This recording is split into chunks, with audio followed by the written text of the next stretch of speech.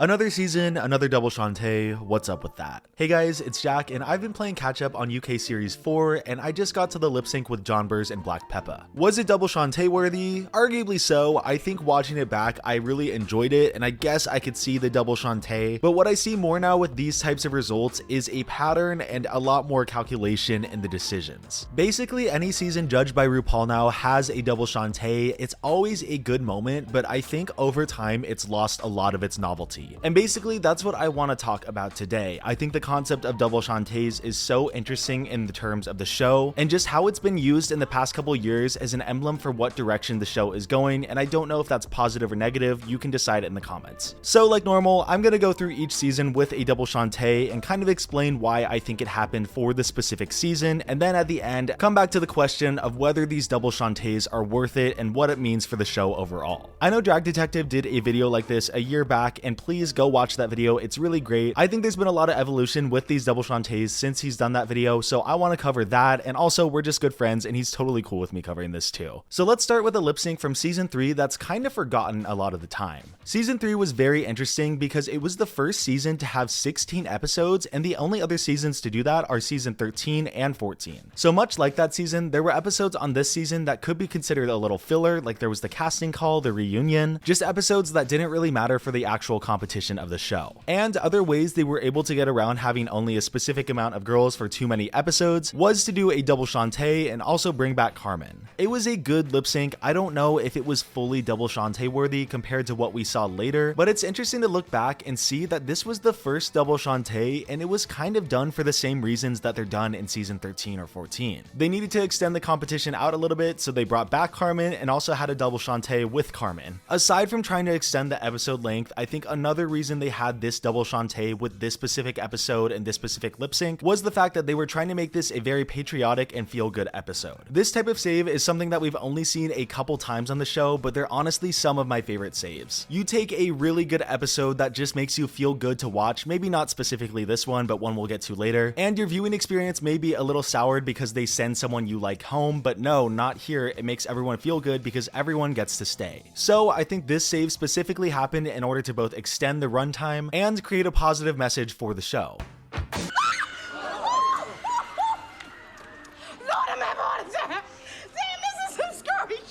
This video is sponsored by Scentbird. I've worked with Scentbird before and I'm so happy that they reached out again because they're one of my favorite companies. Scentbird is a subscription service where you get a new fragrance each month for just $17. You have a ton of choices to choose from with designer brands like Gucci and Prada, or more indie brands like Skylar, Heretic, or Confessions of a Rebel. One of the scents I got this month was Versace Eros, one of the classic scents, and I love it so much. It's such a fresh smelling cologne and I always fantasize about buying this one, but I never do because it's just a little too expensive for me. But with Scentbird, I choose it for a much smaller portion of the price and I never really feel like it goes to waste. Each month you'll receive a scent in one of these handy little vials. They recently just redesigned these vials and they're also 8 times bigger than a regular perfume sample, so you're getting your money's worth. This service has just really opened my eye to colognes in general and a lot of scents that I would never really think to try myself. Like this one right here, Milk Plus by Commodity. It's one of my favorite scents of all time. They sent it to me the first time and since then I've gotten it like basically every time. It is the scent that all my friends link me to and I'm happy because it smells so good. It smells like marshmallows, and again, I never thought I would really pick that, but I'm glad that I did. And I was able to find this scent because of the quiz on their website that links you to the perfect match. Other scents that I received were Pegasus by Parfum de Marly and Hedonist by Ex Nihilo. Pegasus has become one of my roommate's favorite scents because they love the smell of burnt vanilla, while one of my other best friends loves the Hedonist because she loves the smell of citrus. There's really scents for every single person to love here, so I highly suggest checking them out. And what's cool is they're actually doing a promotion with my code right now for 60% off instead of the regular 55 from November 20th to December 5th. After December 5th, you can still use my code for 55% off, but I highly suggest taking advantage of that 60% because it just goes a little further. That's $8 for your choice of scent, which is such a steal. Their subscription service is extremely flexible too. If you need to pause for a month, it is no big deal at all. I love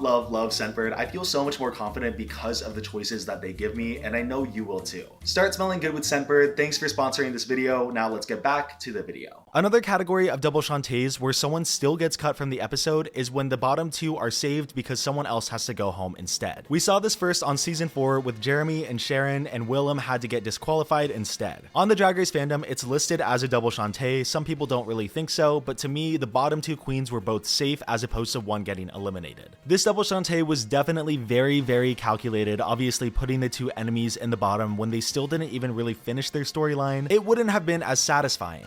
But by putting them on the bottom and then getting us on the edge of our seats and then pulling the rug out from under us by eliminating Willem, it created very entertaining TV. This lip sync was fully for the gag and the storyline. I know if Willem didn't get disqualified, one of them would be going home because I don't think it was a strong lip sync for either one of them. And even though in my heart of hearts I would hope they kept Jeremy instead, I know it would have been Sharon because production was obsessed with Sharon for some reason. But if we're talking about a double Shantay that is truly one for the books, everyone knows, it's basically the one that everyone thinks of, we have to talk about Roxy and Alyssa. Where with season 3, they kind of had to slow down the pace in order to meet the episode requirement. Season 5, they had to speed up the pace because there was a double sachet earlier in the season. For me, on season 3, I think they always planned to have a double Shantay or at least have it in their back pocket, while for season 5, I think they just took advantage of an opportunity and didn't really know going into the season they would have a double Shantay. And I think that's what makes this one so memorable. We didn't really see it coming. I think we expected one of them to go home at this point, even though they both had a lot of storyline. We just didn't know if double Shantays were actually going to be a regular thing at this point. And here it just felt the most organic, and it just felt like a really warm moment because Roxy shared her past and Rue said that they could choose their own family. So this one partially falls into the feel-good Shantay category, but also it's an amazing lip sync, so they both justified staying in their own right. So now we've seen Shantays for production reasons, feel-good reasons, because it's actually justified, and because someone got disqualified. I think the last major category can now be seen with season 6, Ben de la Creme versus Darian Lake the first time. Darian definitely won that lip sync, but Dela had a lot of potential, and Rue saw that and didn't want her to go this early. The way this episode was going, this was the only pair that could really be justified putting in the bottom, but they really didn't want to get rid of either of these two this early, so that's why they ended up doing the save. I'm pretty sure this is everyone's least favorite type of double Shantay because it just doesn't really feel like it was earned at all. Yes, Dela was doing very good in the competition, one of my favorite queens from the show to be honest, but we should know that frontrunners sometimes slip up on the competition and we should just let that happen. Because when it doesn't happen, the clear producer meddling is there and people start to get upset. This was the first of its kind though, so I don't think there was a huge uproar over it because Dela was also a fan favorite. But when you look at the pattern and see why Dela was saved in this case, it starts to be a little more frustrating. After season 6, there was a break in double Shantays for 2 seasons, but then in season 9, Eureka had to be medically evacuated. It's another case like Willem where they had 2 people lip sync, but then someone else got eliminated just for the TV moment. Again, it was the first injury of its kind, people were really freaking out, and this was one of the most memorable moments that had a double Shantay, but that wasn't really the focus. The reason the lip sync wasn't the focus was because the performance just wasn't that memorable. I love these two so much, but it just wasn't the strongest. People definitely remember Farrah crying, but I don't think a majority of them remember that this was the specific lip sync that Eureka was sent home on. Season 10 though, we got 2 double Shantays, one more proper than the other. I know some people are gonna disagree with me on this, but I do think New Attitude was double Shantay worthy. I don't think the producers knew Cameron was such a lip sync assassin, so when she really held her own against Eureka, they had to save her. And they also saved Eureka because they were doing pretty well in the competition, and they also just really loved Eureka. I think this is one of the first seasons though where they plan to have a double Shantay, because how season 9 won, I think they were also planning to have a top 4, so the math just kind of works out for it. One episode on the season is designated to a double Shantay if there's a lip sync that's really good enough, and here I think they went for broke and they're like, I don't think there's gonna be a better lip sync. So save both of them here, and then by the time we get to top 4, oh my god, they're just all so good, we just have to do another lip sync for the crown because it's just gonna be so hard to pick. It's totally that reason and not because they thought lip sync for the crown will just always bring in the ratings, and it did again. At the very least, to me, it was a justified double Shantay. But speaking of the lip sync for the crown finale, that's where we get our second one. They did a lot of editing on it, but everyone who was at the finale said that Aquaria in in the lip sync versus Eureka tripped a lot. So when they did this double Shantae, I think it was pretty clear that they didn't want Eureka to win the season. The finale was filmed months after the original taping, and I just don't think that audiences were really connecting with Eureka. So to send them to the finale over Aquaria, where Aquaria was more liked by the fandom, while at the same time another very eligible person for the crown just lost the lip sync with Asia, it just wouldn't be the best decision. So by saving them both and them both going to the finale, they can pick from the three instead. So if they did want to change their mind and wanted Eureka to still win, they could have done that, but I think just by sending Aquaria to the finale after she messed up that much, it was just clear that they wanted to give her the win. And please don't get me wrong, this isn't me trying to discredit either of the queens. I love both of them so much, but obviously the choice was made for a reason, and this is just my speculation. From here on out, I feel like every regular season of Drag Race had a plan to do a double Shantae at some point over the course of the competition.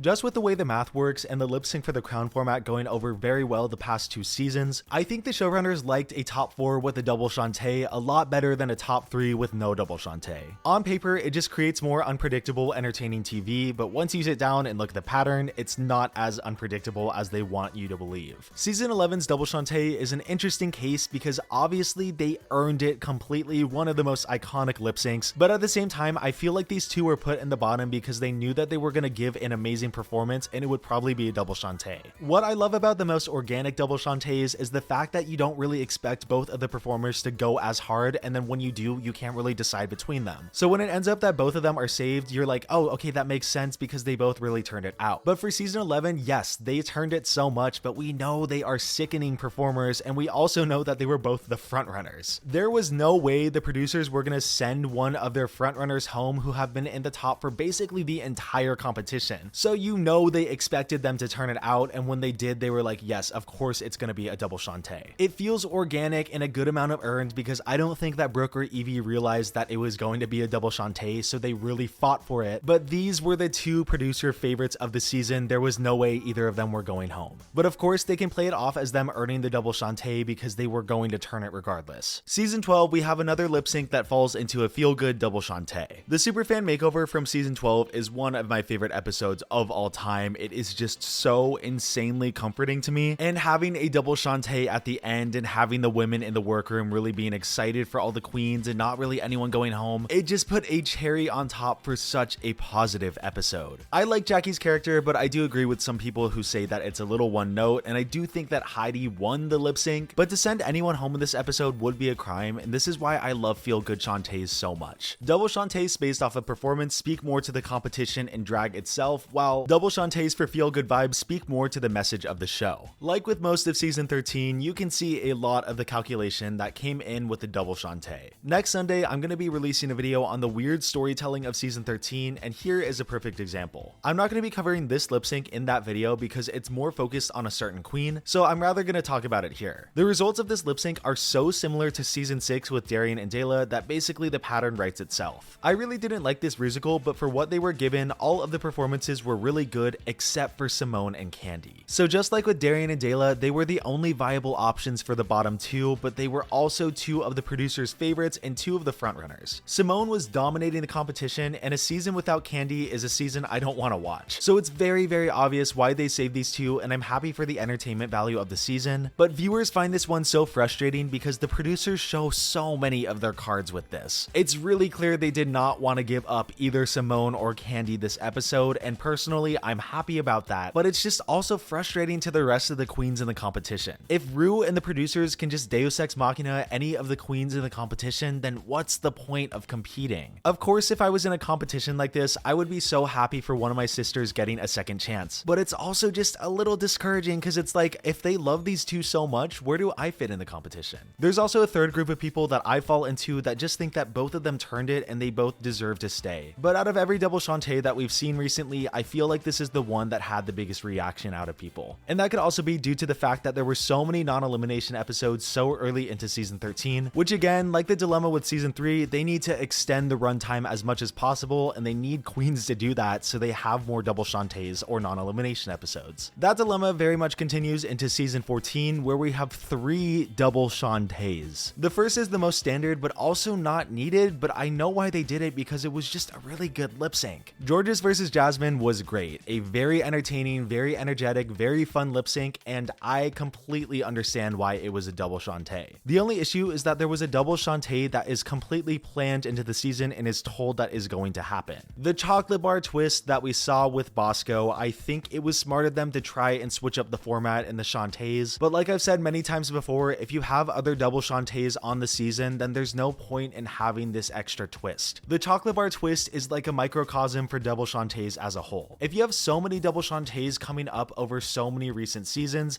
it loses its novelty. This twist would have been so satisfying and so perfect if we didn't see something very similar just a couple episodes before. Just like how in a vacuum any of these double Shantays would be and feel amazing if we didn't have to see so many on other seasons. The novelty is just gone, and at the end of the video I'll get more into why I think this may be good or may be bad, or just doesn't really matter, I don't know. But actually I'm not done talking about season 14 because of course there was also one more double Shantae right before the finale. People get really mad over this one, I don't really care about it. If they want a top 5, go ahead, and I really don't think that they were willing to cut either Angeria or Willow. To me it was just weird because in the episode before they cut 2 queens in order to fix the math so they could still get to a top 4 at the end, but then instead they went with a top 5. It's just kind of messy with all of the placements, but again it comes back to the dilemma I've been talking about in this video. So that's it for the regular seasons, but of course it would be a crime to not bring up both All-Stars and UK. I'll do Drag Race UK super quick. From what it looks like, it seems like there's flexibility in whether they have a top 3 or a top 4. In series 2 there was a double Shantae right before the finale, and honestly I don't really know why it happened because Ellie was still cut anyway. Series 3 we had only a top 3 but also a double Shantae but also a double Sachet, so that's why it was only a top 3. And we just saw on series 4 that Peppa versus Jonbers ended in a double Shantae, and again arguably so, I think it was a good lip sync. The intentions behind UK Shantays always seem very clear from the start. Like on series 3 it felt like they had the double Shantae just because they had the excuse to do so. This is one of my favorite lip syncs from series 3, but then in the very next episode Scarlett and Charity lip sync again. So this save in particular feels like they just had it so the numbers in the groups were even next week. I feel like for UK you can justify the saves for the quality of the performance. To me the double Shantays on UK just don't amount to as much, so it takes away some of the impact from the concept. Of course, seeing the competitors still fighting in the competition though, that's always great to see. All-Stars is a very different case that results in practically nothing.